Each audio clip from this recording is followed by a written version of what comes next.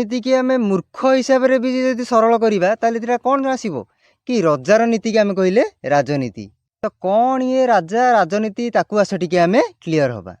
पिले आम आखपाखे जिते अंचल रहा जमी बांकीगढ़ आठगढ़ नयागढ़ खोर्धागढ़ बड़म्बागढ़ जिते गढ़ सबू लगी सेगुड़िक हूँ राजा द्वारा शासित होता अंचल। जहाँ प्रथम शर्त हूँ या कि सी गोटे राज्य किंबा अंचल किंबा गोटे गढ़र मालिक होकर राज्य को छोट छोट गाँ आउ सहर रे भाग कर सेकेंड जिनस।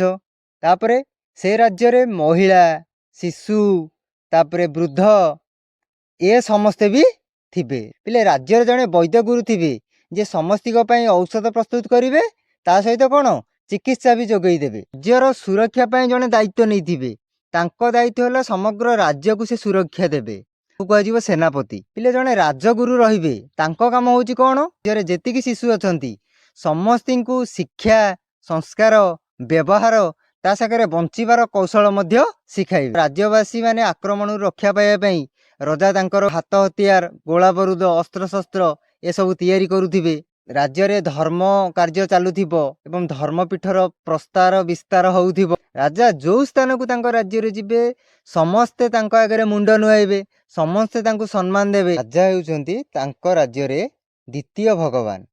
पिले राजा सिना तांको मुख्य बा राज्यर मालिक किंतु राजा कौन एति कार्य करती। राजा हेले नामित किंतु वास्तव रे ए समस्त कार्य को जी परिचालना करे हूँ महामंत्री। जमिति महाराजा सेमिति महामंत्री। तेणु गोटे राज्य को चलैया राजार आवश्यकता जेतिक अच्छी सेतिक आवश्यकता जड़े महामंत्री भी अच्छी। पिले गप तो शुणिल एबे आस फर्मूला को अप्लाई करिबा।